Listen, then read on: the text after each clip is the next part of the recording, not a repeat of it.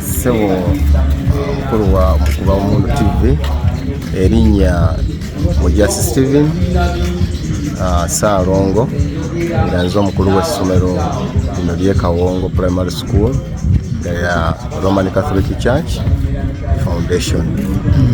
Essomero lino lyatandika dda mu myaka gya 60 era nze nalijjamu mu mulembe gwa COVID abo bagwirawo yali mwezi gwa 10 naye natuukira wano ng'abaana bakendeera olwa COVID osangawo abaana batono ng'ate ne performance nayo si ya mulembe naye kati wenjogerera kati abaana kati bayita bulungi era omwaka 2024 ebyo byagenza okudda nagenda first grade 13 second 12 third katonawo 23 ne fourth twalira mwana yena yakoze eki yagudde bwana bakoze eki bayise bulungi ebyo tulakingamu ebizimbe twanja babadde twagala okutandikawo ebisiro byaki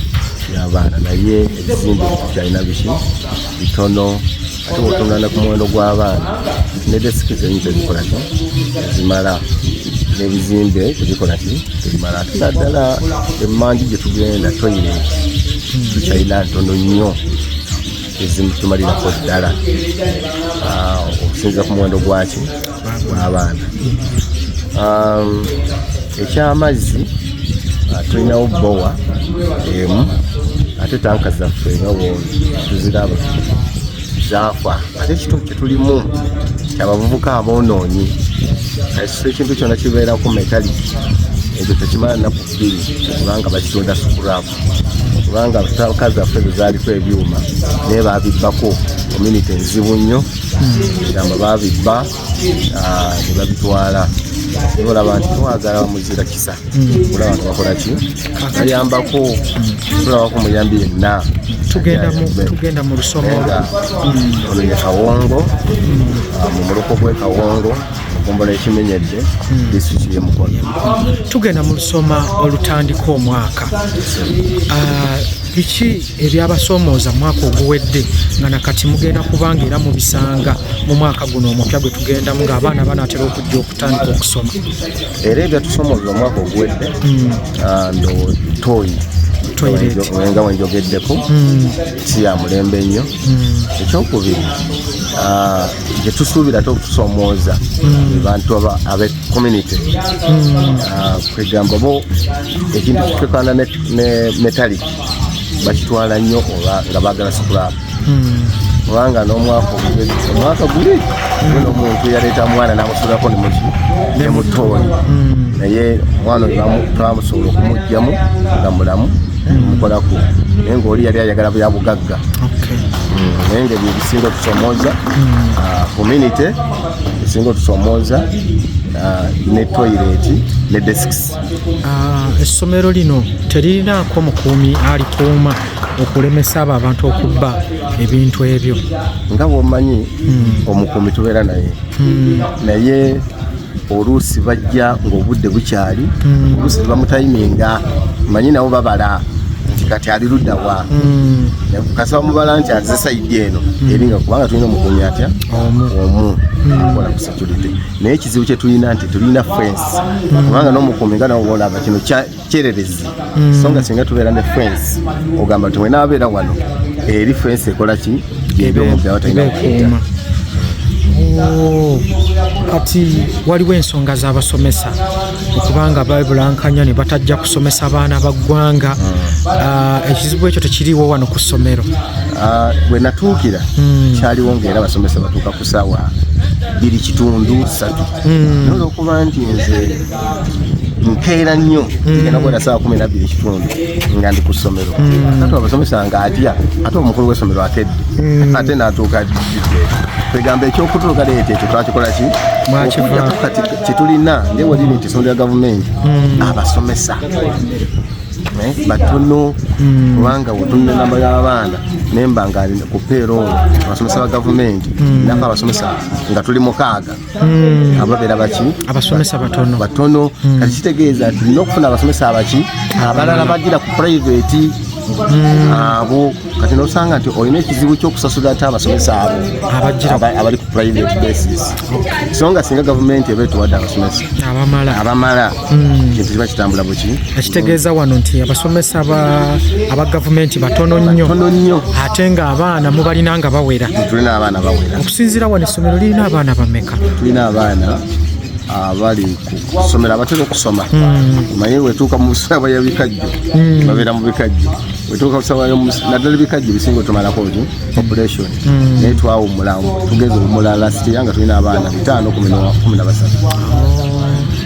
awo kiba kimu twagala okugendako tulabe ku toilet eyo weekubira omulanga ng'omukulu w'essomero kubanga wano wotuuka wano kitegeeza buli kimu kisoboka era babirabira wano ne bajja okubanga babakolako bulungi. Mulina kusomoozebwa ki wakati wammwe n'abazadde ababawa abaana?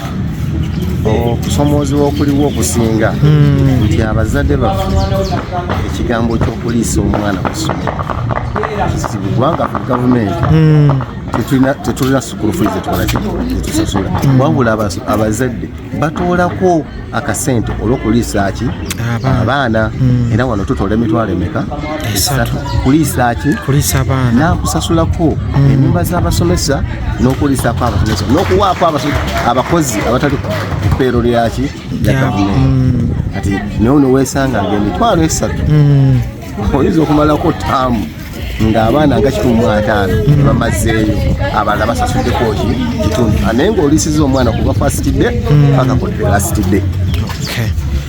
Kitegeeza tulina okusomoozebwa kw'abazadde obutasasula kasente akatonotono n'ebyetaagisa by'abaana omugamba ekitabo nagamba nti ekitabo kimu ayinza okuwandika mu sabujekiti meka 2 ekitabo kimu okusomoozebwa nti abazadde tebagenda kusasula n'ebitabo okukozesa byaki by'abaana. Gavumenti ogikubira mulanga ki? Gavumenti egikubira nti erina okusooka okwongeza abasomesa okutuwa abasomesa kubanga singa tubeera n'abasomesa bino byonna obuzibu bw'abasomesa babikoze eki babuweddewo. Ekyokubiri sente za UPE zereeta bw'obalirira omwana sente zebamuwa tezikola ki tezimala abazaale olaba basekendwe babawako sente ki nyingi omwana omu naffe tuba tusaba nti UPE ono singa abadde yeyongeddeko nti osobola wadde tofunye basomesa ba gavumenti bamala niye osobola okukolako emirimu emirala tutandikwa mulanga kwa kuzimba nyumba z'abasomesa tutatufuye obuzibu bwa kupangisa nyumba naye singa sente ziba zije nga nyingi egyo emirimu tusobola okukola. Kati ku budde buno abaana be mulina abasoba 5 kirasirumu b'ebizimbe abaana mwe basomera bibamala bulungi nnyo okubanga abaana batuula bulungi entebe weeziri nga batuula bulungi okubanga beetaaya bulungi tezimala kirasirumu tezimala bulungi n'entebe zenyingi okubanga tulina entebe 154 essomero eddamba abaana abo bonna tubalirira n'oba ogambye nti buli mwana baana 3 ogenda okulaba tezikola tezimala tweyambisa ebibiina ate tweyambisaako ne kereziya abaana ne basomerako mu kereziya era nabo tusaba busabi kyaki olw'okubeera kyaki gyetuzaala ngamba ate tulina okwegendereza muleme kwonoona ate ekituufu. Nzabusaba abanziriremu essomero ekitundu mweriri awamu ne disitulikiti mweriri. Essomero lino Kawongo liri mu muluka gwa Kawongo mu ggombolola y'Ekimenyedde mu constituency y'e Nakifuma mu disitulikiti y'e Mukono. Tweyanze kati abaana banaatandika tugenda mukungula tumutwale ku kyuma atuyambako okuliisa abaana. Ekitegeeza bintu ki bye musingira ddala okukola ebibayambako okuliisa abaana kuba ndaba amasomero agasinga galina naddala genyigira mu bintu bya agriculture ebyo ne gasobola okuba nga gabeesawo abaana baago mpola mpola. Bintu kimwe bye mukola era abaana biki bye bakola wano, mirimu ki gye basingira ddala okukola? Ekisooka tulima era kasoolo no gwolaba ng'essomero ffe tumukola ki? Mwaba mulima. Era olaba ennimiro eno egendera ddala bwetyo paka eri wansi eri. Wetukungula kasooli ono atuyambako engeri y'okuliisa ki abaana, kubanga abazadde obusente bwe baleeta butono buba tebukola ki? Tebumala. Kitegeeza bwe tubeera naye kasooli ne tulima era mu mwaka tulima mirundi emeka? Ebiri. Kasooli wa first term nga tugenda nga tuyingire first term ne third term tetukalubirizibwa nnyo, naye second term singa otukalubiriza kubanga tubeera season yaki ya kasooli. Ekitegeeza kasooli ono abayambako nnyo kubanga aliisa abaana nnyo. Naddala okubuuja obwo tulina ab'ekyomusanvu balyako ne kuki ne ku mmere. Abaana be beerimira kasooli ono bamuteekako bantu balala okulima? Abaana beerimira kubanga tubayigiriza okulima era fo tetuteekako kozi bwe tutuuka mu ssaawa y'oluwummula ng'atuuse mu luwummula tuteekako omukuumi anaamukuuma baleme kola ki? Kumubba. Naye nga okulima abaana bebakola ki? Be bamwerimira. Tali tweyanza nnyo. Tuli eno tugenda kubanga omusomesa era nga ye mukulu w'essomero ali mu kugezaako okutulaga embeera embi ya toilets ze balina wano, naye ng'ate agezezzaako tugamba nti ebintu bingi nnyo bye bagezezzaako okubanga bakola, ng'okubanga abaana babayigiriza okulima. Atugambye nti kasooli gwe mulaba atulye oyo kasooli gwe tulaba emabegaawo nti abaana be bamwerimira bo bennyini ne basobola okuba ate nga bajjamukko obuwunga bwe bafumbira obuugi n'akawunga kennyini kavira ddala mu kasooli ono. Naye obuzibu bwe basingidde ddala okuba nabo bwe bwa toilets okuba nga mbi ddala ate ng'abaana balina bangi nnyo.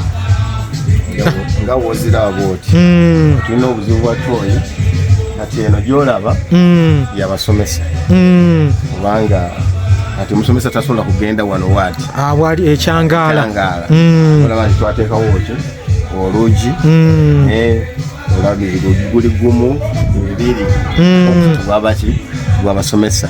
Kitegeeza nti wetutuuka na ziri toilet endala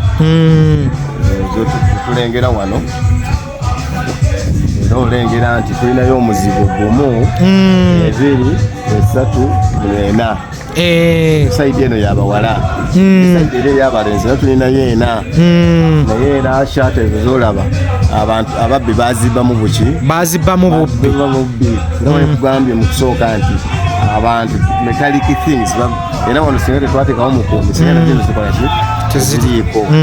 Naye era oziraba ezo mbeera ze zirimu kati zaagalamu ki eddala kubanga population ki nene eyagalamu okufuna kubanga sitanzazo kati ubala nnya tesobola kumala abaana 200 oba 3 abawala kubanga n'abalezi balasanza nnya tesobola kumala abaana 2 oba 3 nga balenzi.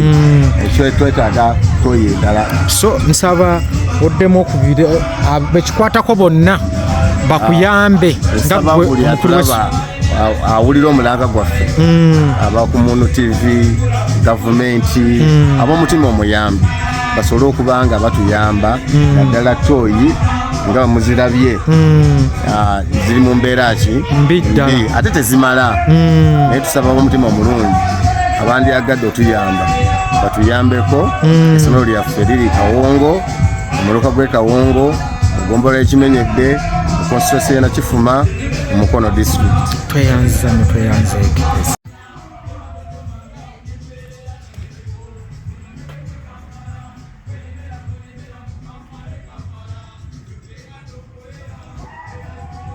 ndowooza y'abavubuka